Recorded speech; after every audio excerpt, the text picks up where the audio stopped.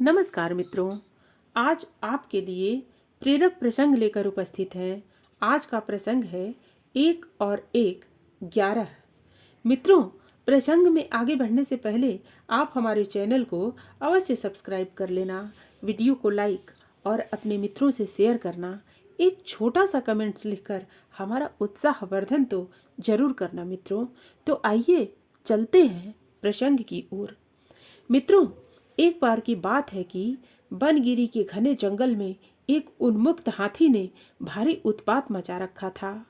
वह अपनी ताकत के नशे में चूर होने के कारण किसी को कुछ नहीं समझता था। बनगिरी में ही एक पेड़ पर एक चिड़िया व चिड़े का छोटा सा सुखी संसार था। चिड़िया अंडों पर बैठी नन्हे नन्हे प्यारे बच्चों के निकलने के सुनहरे सपने देखती रहती। एक दिन क्रूर हाथी गरजता चिघाड़ता पेड़ों को तोड़ता मरोड़ता उसी ओर आया। देखते ही देखते उसने चिड़िया के घोंसले वाला पेड़ भी तोड़ डाला।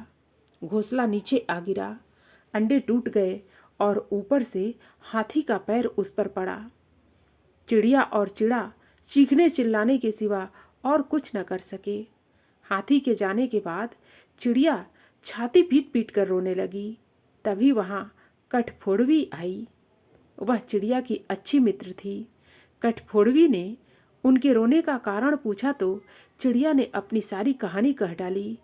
कठफोड़वी बोली, इस प्रकार गम में डूबे रहने से कुछ नहीं होगा। उस हाथी को सबक सिखाने के लिए हमें कुछ करना होगा। चिड़िया ने निराशा दिखाई। हमें छोटे मोटे जीव उस बलशाली हाथी से कैसे टक्कर ले सकते हैं। कठफोड़वी ने समझाया, 1 और 1 मिलकर 11 बनते हैं। हम अपनी शक्तियाँ जोड़ेंगे। कैसे? चिड़िया ने पूछा। मेरा एक मित्र बी आँख नामक भंवरा है, हमें उससे सलाह लेना चाहिए। चिड़िया और कठफोड़वी भंवरे से मिली। भंवरा गुनगुनाया, यह तो बहुत बुरा हुआ। मेरा एक मेढक मित्र है, आओ उससे सहायता मांगे। अब तीनों उस सरोवर के किनारे पहुँचे जहाँ वह मेढक रहता था।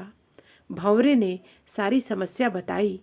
मेढक भर्राए स्वर में बोला, आप लोग धैर्य से जरा यहीं मेरी प्रतीक्षा करें, मैं गहरे पानी में बैठकर सोचता हूँ। ऐसा कहकर मेढक जल में कूद गया। आधे घंटे बाद वह पानी से बाहर आया तो उसकी आंखें चमक रही थीं। वह बोला, दोस्तों, उस हत्यारे हाथी को नष्ट करने में मेरे दिमाग में एक बड़ी अच्छी योजना आई है। उसमें सभी का योगदान होगा। मेढक ने जैसे ही अपनी योजना बताई, सब खुशी से उछल पड़े। योजना सचमुच ही अद्भुत थी। मेढक ने दोबारा बारी बारी सबको अपना अपना रोल समझाया। कुछ ही दूर पर वह उन्मत्त हाथी तोड़ फोड़ मचाकर वह पेट भरकर कोपलों वाली शाखाएं खाकर मस्ती में खड़ा झूम रहा था। पहला काम भंवरे का था। वह हाथी के कानों के पास जाकर मधुर राग गुंजाने लगा। राग सुनकर हाथी मस्त होकर आंखें बंद करके झूमने लगा। तभी कठफोड़वी ने अपना काम कर दिखाया। वह आई और अपनी सुई जैसी नुकीली चोंच से उसने तेजी से हाथी के दोनों आंखें बींध डाली। हाथी की आंखें फूट गईं। वह तड़पता हुआ अंधा होकर इधर उधर भागने लगा। जैसे जैसे समय बीतता जा रहा था, हाथी का क्रोध बढ़ता जा रहा था। आंखों से नजर न आने के कारण ठोकरों और टक्करों से शरीर जख्मी होता जा रहा था। जख्म उसे और चिल्लाने पर मजबूर कर रहे थे। चिड़िया कृतज्ञ स्वर में मेढक से बोली, भैया, मैं आजीवन तुम्हारी आभारी रहूंगी। तुमने मेरी इतनी सहायता कर दी।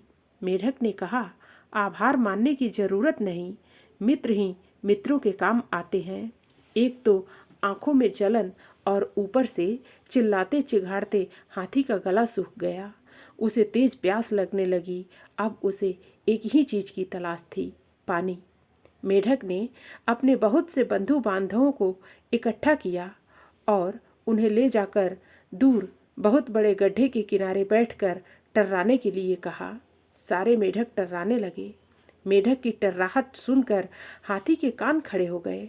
वह यह जानता था कि मेढक जल स्रोत के निकट ही वास करते हैं। वह उसी दिशा में चल पड़ा। टर्राहट और तेज होती जा रही थी। प्यासा हाथी और तेज भागने लगा। जैसे ही हाथी गड्ढे के निकट पहुंचा, मेढकों ने पूरा जोर लगाकर टर्राना शुरू किया। हाथी आगे बढ़ा और विशाल पत्थर की तरह गड्ढे में जा गिर पड़ा, जहां उसके प्राण पखेरु उड़ते देर न लगे। और इस प्रकार उस अहंकार में डूबे हाथी का अंत हुआ। मित्रों, इस कहानी से हमें यह शिक्षा मिलती है कि एकता में बल है। अहंकारी का देर या सवेर अंत होता ही है।